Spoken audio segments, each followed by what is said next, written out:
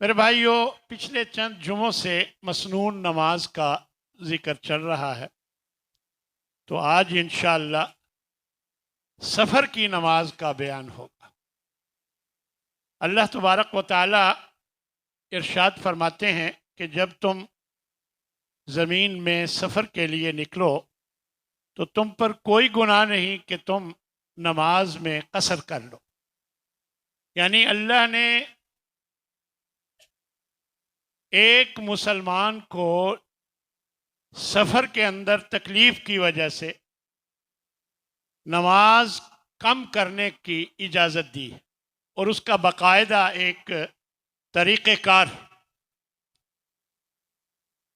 نبی صلی اللہ علیہ وسلم ارشاد فرماتے ہیں کہ صدقۃ تصدق اللہ عز وجل بہا علیکم، فرمایا یہ ایک صدقہ ہے جو اللہ نے تم پر کیا ہے۔ اللہ تبارک و تعالی نے تم پر ایک صدقہ کیا ہے، فاقبلوا صدقتہ، تو اس کے اس صدقہ کو قبول کرو۔ یعنی اللہ نے یہ سہولت دی ہے تو اس سہولت سے فائدہ اٹھاؤ۔ ایک اور روایت میں آپ صلی اللہ علیہ وسلم ارشاد فرماتے ہیں ان اللہ یحب ان تؤتی رخصہ کما یحب ان تؤتی عزائمہ، اللہ یہ پسند فرماتا ہے کہ اس کی رخصتوں کو ویسے ہی قبول کیا جائے، اس کی رخصتوں کو ویسے ہی قبول کیا جائے جیسے اس کے احکام کو قبول کیا جاتا ہے۔ یعنی اللہ نے حکم دیا کہ نماز پڑھو تو پڑھنی چاہیے، اور اگر اللہ نے حکم دیا کہ سفر میں قصر کر لو تو کر لو۔ یعنی اللہ تبارک و تعالیٰ یہ پسند فرماتا ہے کہ جیسے احکام کو قبول کرنا ضروری ہے، ایسے ہی اس کی دی ہوئی رخصتوں کو قبول بھی کیا جانا چاہیے۔ حضرت عبداللہ بن عباس رضی اللہ تعالی عنہ فرماتے ہیں صحبت رسول اللہ صلی اللہ علیہ وسلم، کہ میں نبی کریم صلی اللہ علیہ وسلم کے ساتھ کئی سفروں میں ساتھ تھا۔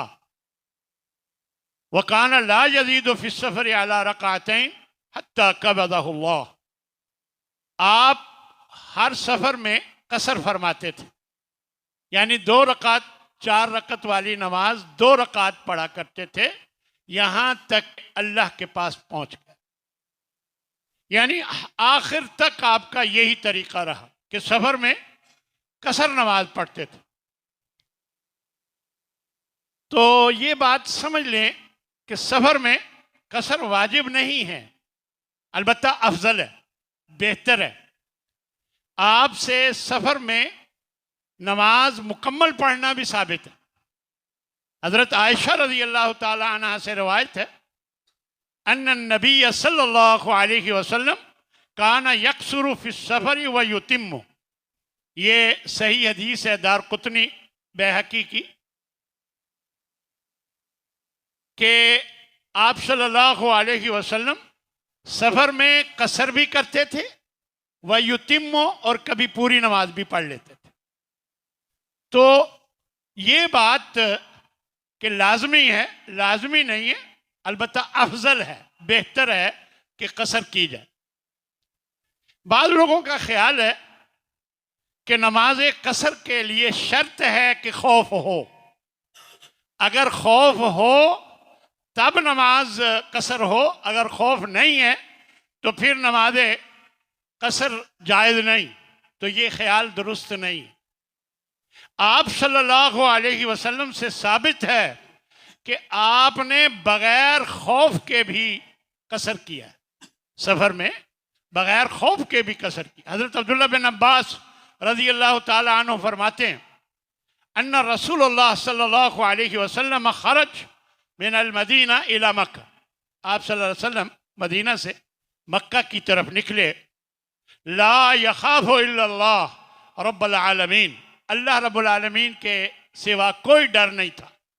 فصلی رکعتیں، تو آپ نے 2 رکعت نماز پڑھی۔ ترمذی نسائی کی یہ روایت۔ تو معلوم ہوا کہ یہ خیال کہ خوف ہے تو قصر ہے، خوف نہیں ہے تو قصر جائز نہیں، یہ خیال درست نہیں۔ اسی طرح نماز قصر کب کی جا سکتی ہے، یعنی کس وقت کی جائے، تو یہ بات اچھی طرح سمجھ لیں۔ جہاں شہر یا گاؤں کی حد ختم ہوگی وہاں سے آپ قصر کرنا شروع کر سکتے ہیں۔ گاؤں یا شہر کی حد ختم ہوگی وہاں سے آپ قصر کرنا شروع کر سکتے ہیں۔ اسی طرح واپسی بھی گاؤں یا شہر کی حدود سے پہلے پہلے قصر کر سکتے ہیں۔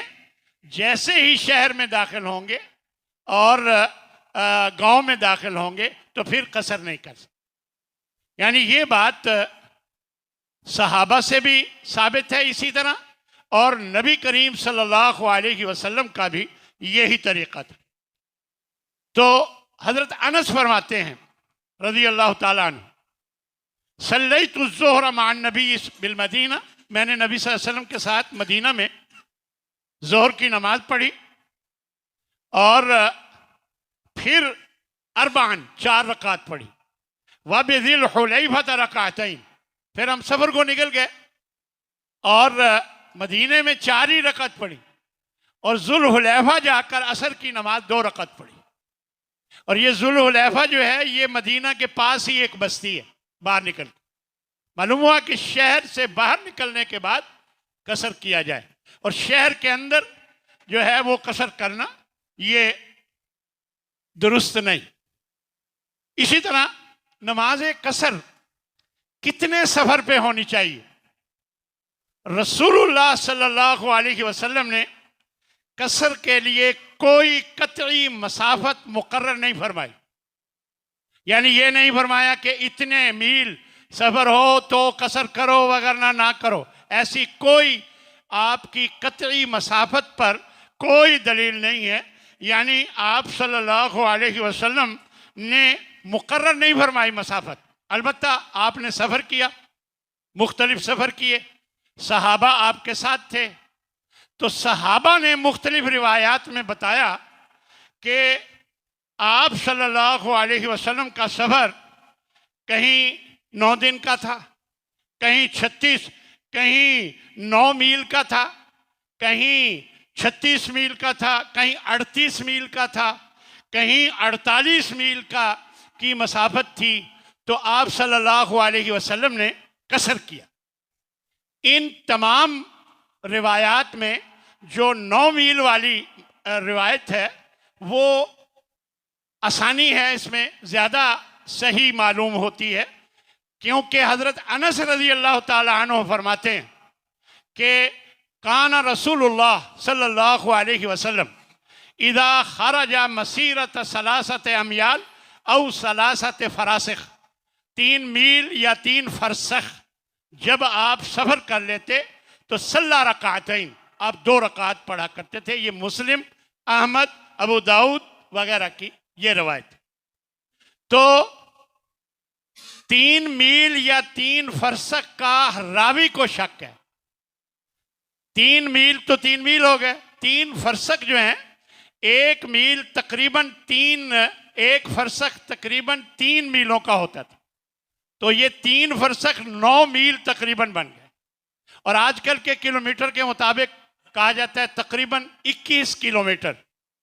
اگر سفر ہو، کیونکہ آپ صلی اللہ علیہ وسلم نے 2 رکعت پڑھی اتنے سفر پہ، تو اب بھی ایسا کیا جا سکتا ہے۔ تو یہ کچھ حد مقرر نہیں فرمائی کہ اتنے میل کا سفر ہو، اتنے دن کا، تو پھر کرو وگرنہ نہ کرو۔ اسی طرح ایک جگہ کتنی دیر تک قصر کی جا سکتی ہے؟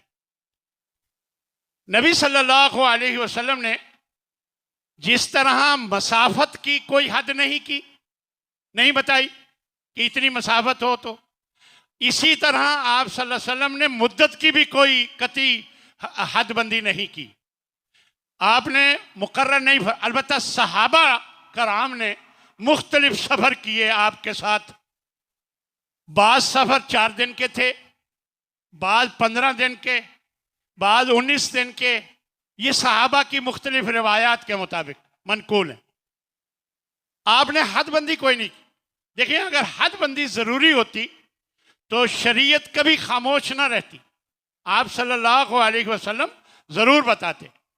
آپ صلی اللہ علیہ وسلم نے 20 سفر کیے، سب سفروں میں قصر کیا، سب میں قصر کیا۔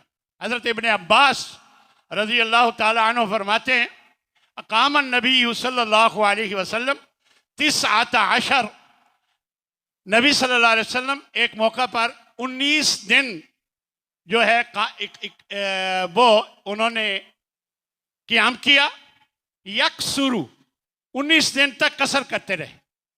فنحن اذا سافرنا، پھر ہم بھی آپ کو دیکھ کر، یہ حضرت عبداللہ بن عباس فرما رہے ہیں، پھر ہم بھی آپ کو دیکھ کر سافرنا 19 جب بھی 19 دن کا سفر ہوتا قصرنا، ہم بھی قصر کرتے۔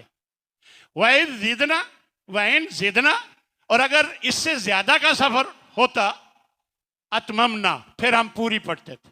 یہ حضرت عبداللہ بن عباس کی اپنی بات ہے، وہ یہ سمجھتے ہیں کہ نبی صلی اللہ علیہ وسلم نے 19 دن تک قصر کیا تو ہمیں بھی 19 دن تک ہی کرنا چاہیے اور اس کے بعد پھر پوری پڑھنی چاہیے۔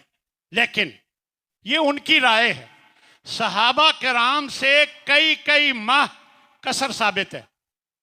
حضرت عبداللہ بن عمر رضی اللہ تعالی عنہ آذربائیجان میں گئے ہوئے تھے تو برف کی وجہ سے راستے بند ہو گئے اور وہاں 6 ماہ انہوں نے قیام کیا، تو 6 کے 6 ماہ انہوں نے قصر کیا، وہ قصر کرتے رہے، 6 ماہ تک قصر کرتے رہے۔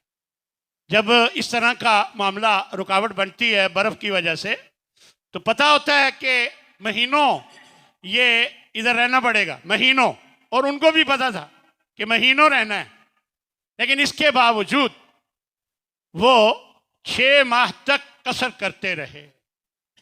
معلوم ہوا اگر کوئی آدمی سفر پر نکلتا ہے تو واپس آنے تک وہ قصر کر سکتا ہے۔ آپ صلی اللہ علیہ وسلم کا بھی یہی معمول تھا اور آپ کے صحابہ کا بھی یہی معمول تھا۔ اسی طرح سفر میں اذان دینا اور جماعت کرانا، اس کا آپ صلی اللہ علیہ وسلم نے حکم دیا۔ 2 لوگ جا رہے تھے سفر پہ تو آپ نے فرمایا اذا انتما خرجتما، جب تم سفر پہ نکلنا، اذنا تو اذان دینا، ثم اقیما پھر نماز پڑھنا، یہ جماعت کرانا، اور پھر فرمایا ثم لیؤمکما اکبرکما، تم دونوں میں جو بڑا ہے وہ جماعت کرائے گا۔ یعنی یہ آپ نے تلقین کی۔ معلوم ہوا آپ سفر پہ جا رہے ہیں تو جہاں نماز کا ٹائم آئے اذان دیں، جماعت کرائیں، اور جو بڑا یا علم میں بڑا ہو وہ جماعت کرائے۔ یہ اللہ کے نبی کا فرمان تھا، بلکہ حکم تھا 2 لوگوں کو۔ اسی طرح مسافر آدمی مقیم لوگوں کی امامت نہ کرائے، یہ حدیث میں نبی صلی اللہ علیہ وسلم نے فرمایا ہے۔ مسافر آدمی مقیم لوگوں کی امامت نہ کرائے، کیونکہ مسافر نے 2 رکعتیں پڑھنی ہیں۔ اب مقیم جو ہے وہ 4 رکعتوں والے، انہوں نے 4 رکعتیں پڑھنی ہیں، تو وہ جماعت کا جو 2 رکعتوں کا کم ہو جائے گا، اجر و ثواب میں کمی آ جائے گی۔ اس لیے یہی آپ نے حکم دیا، من زار قوما، جو کہیں مہمان بن کر جائے، فلا یؤمہم، تو وہ ان کی امامت نہ کرائے، ولیؤمہم رجل منہم، یہ ابو داؤد، مسلم، ترمذی کی یہ روایت ہے کہ پھر انہی میں سے ایک آدمی ان کی امامت کرائے جو وہاں کا رہائشی ہے۔ لیکن یہ ثابت ہے کہ مسافر امامت بھی کراتے رہے، تو اس لیے اگر وہ اجازت دیں تو پھر وہ امامت کرا سکتا ہے، کوئی حرج کی بات نہیں۔ اسی طرح مسافر امام کے پیچھے، مقیم اپنی نماز کو پورا پڑھے گا، پوری ادا کرے گا، وہ 2 پڑھ کر سلام پھیر دے گا، لیکن جو مقیم ہے وہ اب اٹھ کر اپنی نماز کو مکمل کرے۔ حضرت عمر رضی اللہ تعالی عنہ نے ایک مرتبہ مکہ میں قصر نماز پڑھائی، اور پھر فرمایا یا اہل مکہ، اے مکہ والو، اتموا صلاتکم فإنا قوم سفر، تم اپنی نماز مکمل کر لو. یہ موطا کی روایت ہے، تم اپنی نماز مکمل کر لو، ہم مسافر لوگ ہیں. اسی طرح مسافر جب مقیم امام کے پیچھے نماز پڑھے تو وہ پوری پڑھے، اور اگر الگ پڑھے تو قصر کرے. یعنی اگر نماز جماعت نہیں ملی، جماعت مل گئی ہے تو پوری پڑھے مسافر مقیم امام کے پیچھے، اور اگر جماعت نکل گئی ہے اور آپ اکیلے پڑھنے لگے ہیں تو پھر آپ قصر کریں. یعنی یہی طریقہ ہے جو نبی صلی اللہ علیہ وسلم کا بتایا ہوا طریقہ ہے. اب ایک صورت یہ ہوتی ہے کہ 4 رکعت والی نماز ہے، آپ آخری 2 رکعت میں آئے، آپ کے ذمہ بھی 2 تھیں، آپ نے امام نے آخری 2 رکعت جب پڑھائیں آپ اسی میں آئے، یا تو آپ پہلے آ گئے تو پھر تو پوری پڑھیں گے.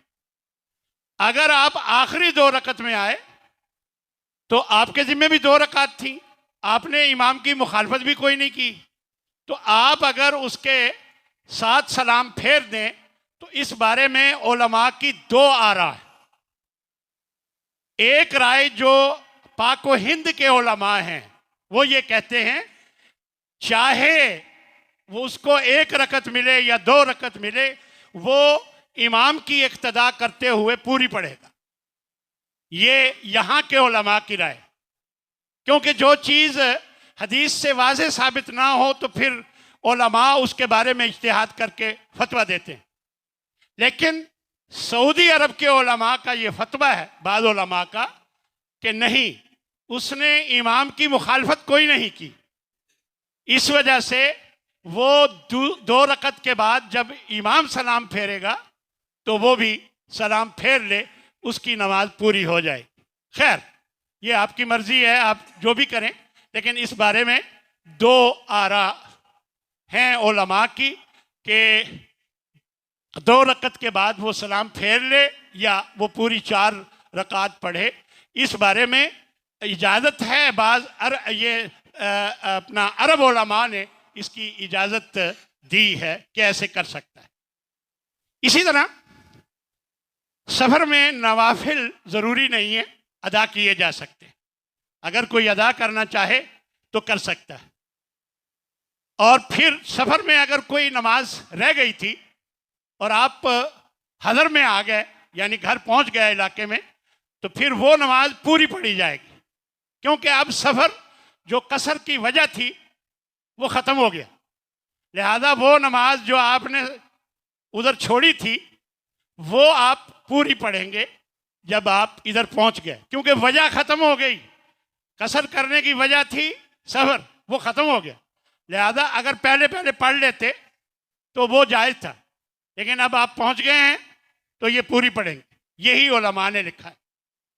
اسی طرح حضر میں اگر کوئی آپ کی نماز رہتی تھی، اچانک سفر پہ جانا پڑ گیا، تو سفر میں جا کر وہ نماز جو حضر کی تھی پوری پڑھیں گے، کیونکہ آپ کے ذمے وہ پوری تھی. اب آپ ٹھیک ہے سفر میں ہیں، لیکن آپ سفر میں جو نماز آپ پر سفر میں آئی ہے وہ قصر کریں گے، لیکن جو پچھلی نماز آپ کی رہتی تھی وہ پوری پڑھیں. یہی بات علماء نے کہی ہے. اس بارے میں میں سمجھتا ہوں کہ ہمیں اس کا خیال رکھنا چاہیے. دیکھیں، نمازیں جمع کی جا سکتی ہیں. دوران سفر مسافر کو جمع تقدیم جمع تاخیر دونوں طرح جائز ہے، لیکن اس کا طریقہ کار ہے.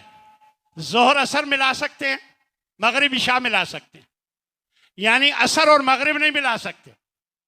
اسی طرح عشاء اور صبح نہیں ملا سکتے. ظہر اثر ملا سکتے ہیں اور مغرب اور عشاء ملا سکتے ہیں. ایک ہے جمع تقدیم کہ عصر کو ظہر کے ساتھ پہلے پڑھ لیا جائے، اس کو جمع تقدیم کہتے ہیں، یہ بھی جائز ہے. اور دوسرا ہے جمع تاخیر کہ ظہر کو لیٹ کر کے آپ عصر کے ساتھ ملا کر پڑھیں، یہ بھی جائز ہے. ایک اور طریقہ بعض لوگوں نے نکالا ہے کہ ظہر کو آخری وقت میں پڑھا جائے اور عصر کو پہلے وقت میں پڑھ کر ملایا جائے. اس میں حرج ہے، تکلیف ہے. کیا پہلے تو دیکھیں ظہر کا ٹائم آخری انتظار کریں، پھر آپ نے ظہر پڑھ لی، اب پتہ نہیں عصر کا وقت شروع ہوا ہے کہ نہیں. اب یعنی یہ حرج کی بات ہے، اور نمازوں کو جمع کرنے کا مقصد حرج ختم کرنا ہے.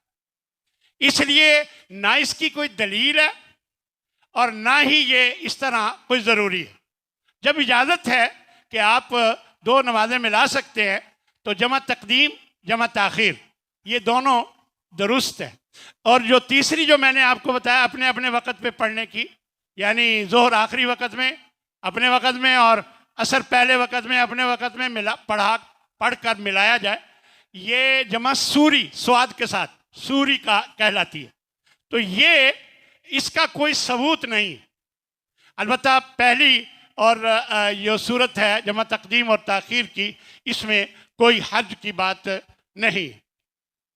رسول اللہ صلی اللہ علیہ وسلم حضرت معاذ بن جبل فرماتے ہیں، ذرا سن لیں، فرماتے ہیں کہ رسول اللہ صلی اللہ علیہ وسلم جب سورج ڈھلنے سے پہلے کوچ فرماتے تو ظہر کو عصر تک مؤخر کر دیتے.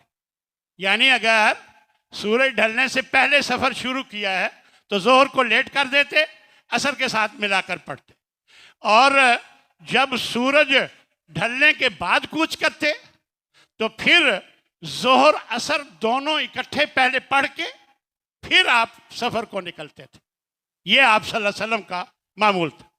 اسی طرح اگر مغرب سے پہلے روانہ ہوتے تو مغرب کو لیٹ کر کے عشاء کے ساتھ پڑھتے، اور اگر مغرب کے بعد سفر پہ جانا ہوتا تو مغرب اور عشاء اکٹھی پڑھ کے پھر آپ سفر شروع کرتے تھے. یعنی یہ آپ کا طریقہ اور معمول تھا.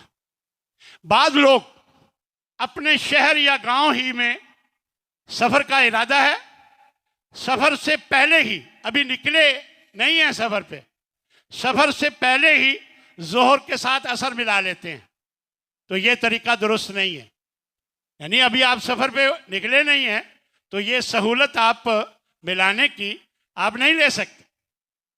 لیکن اگر ملانی ہے تو پھر حضر میں نمازوں کو جمع کرنے کا ایک خاص طریقہ ہے، پھر اس طریقے کے مطابق آپ کر سکتے ہیں، وہ میں ابھی بتاتا ہوں.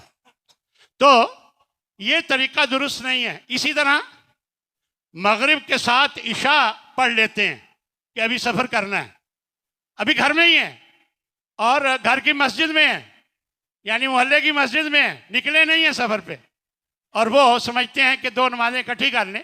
تو یہ درست نہیں ہے، یہ ثابت نہیں ہے. البتہ مسافر کے لیے جائز ہے، جب آپ سفر پہ نکل جائیں تو پھر یہ جائز ہے. اس کے علاوہ حضر میں نماز جمع کی جا سکتی ہے. حضر سے مراد جب سفر نہ ہو، عام حالات میں نمازیں جمع کی جا سکتی ہیں. حضرت عبداللہ بن عباس فرماتے ہیں کہ نبی صلی اللہ علیہ وسلم نے مدینہ میں رہتے ہوئے 7 رکعت ایک ساتھ اور 8 رکعت ایک ساتھ پڑھی.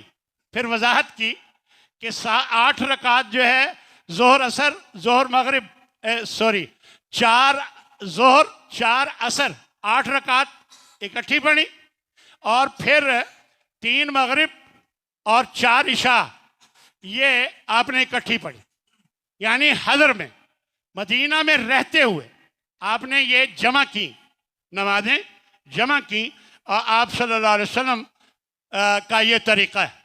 بعض علماء یہ فرماتے ہیں کہ حضر میں بغیر عذر کے 2 نمازیں جمع کرنا کبیرہ گناہ ہے. تو یہ ان کی بات درست نہیں ہے کہ جب نبی صلی اللہ علیہ وسلم سے ثابت ہو گیا، نبی صلی اللہ علیہ وسلم سے بغیر عذر کے 2 نمازیں اکٹھی کرنا ثابت ہو گیا، تو میں سمجھتا ہوں اس میں کوئی حرج کی بات نہیں. حضرت عبداللہ بن عباس رضی اللہ تعالیٰ عنہ رسول اللہ صلی اللہ علیہ وسلم کے یہ صحابی ہیں، اور وہ فرماتے ہیں کہ رسول اللہ صلی اللہ علیہ وسلم نے مدینہ میں بغیر خوف بغیر سفر کے ظہر عصر کو اکٹھا کر کے پڑھا، ظہر اور عصر کو اکٹھا کر کے پڑھا۔ اس راوی اس سند میں ایک راوی ہیں ابو زبیر، وہ کہتے ہیں کہ میں نے سعید سے پوچھا، یعنی یہ دوسرے راوی ہیں، میں نے سعید سے پوچھا کہ آپ صلی اللہ علیہ وسلم نے ایسا کیوں کیا ہوگا کہ بغیر خوف اور بغیر سفر کے نمازوں کو جمع کیا؟ تو وہ کہنے لگے، سعید کہنے لگے، یہی بات میں نے عبداللہ بن عباس سے پوچھی تھی رضی اللہ تعالی عنہ، تو انہوں نے یہ فرمایا تھا کہ آپ چاہتے تھے کہ میری امت میں کسی شخص پر کوئی مشکل نہ آئے، یعنی آپ اندازہ کریں کہ کس قدر آپ صلی اللہ علیہ وسلم رحمۃ اللہ عالمین، کہ میں ایک نمونہ چھوڑ جاؤں ان لوگوں کے لیے کہ جو کسی مشکل میں ہوں، حضر میں وہ نمازیں اکٹھی کرنا چاہتے ہوں، تو میں ان کے لیے یہ سہولت پیدا کرنا چاہتا ہوں، کیونکہ آپ صلی اللہ علیہ وسلم کا عمل شریعت ہے، جب آپ کر لیں تو وہ جائز ہو جاتا ہے، شریعت ہو جاتی ہے۔ اس وجہ سے آپ نے بغیر ضرورت کے یہ کر کے دکھایا کہ کسی وقت کوئی مشکل میں ہو تو وہ ایسا کر سکتا ہے، یعنی یہ صحابی نے وضاحت فرما دی۔ اسی طرح مسلم کی ایک روایت میں سفر کی جگہ بارش کا ذکر ہے، یعنی بغیر سفر کے، یہ کہا کہ بارش کے بغیر، اور ایک حدیث میں من غیر مرض ولا علت، بغیر کسی بیماری اور بغیر کسی علت کے انہوں نے نماز جمع کی آپ صلی اللہ علیہ وسلم نے۔ تو یہ ایک جائز عمل ہے، اس کو روٹین نہیں بنانا چاہیے، عادت نہیں بنانی چاہیے۔ اللہ تبارک و تعالی ہمیں عمل کی توفیق عطا فرمائے، اور کوشش کیا کریں کہ نماز اپنے اپنے وقت پر ہی پڑھیں، لیکن اگر کبھی حضر میں بھی ضرورت ہو جائے تو آپ ایسا کر سکتے ہیں کہ 2 نمازیں جمع کر لیں۔ نبی صلی اللہ علیہ وسلم بارش میں عموماً ظہر عصر اور مغرب عشاء جمع کر دیتے تھے، کچی جگہ تھی، آنے جانے میں پھسلن تکلیفیں ہوتی تھیں، مسائل تھے، تو ایک نماز میں آئے ہیں تو دوسری بھی ساتھ پڑھا دی، تو یہ آپ صلی اللہ علیہ وسلم نے کیا۔ خیر یہ تو وجہ سے کیا، لیکن بغیر وجہ بھی آپ سے ثابت ہے، اس لیے ایسا کیا جا سکتا ہے۔ اللہ ہم سب کا حامی و ناصر ہو، وآخر دعوانا ان الحمد للہ رب العالمین۔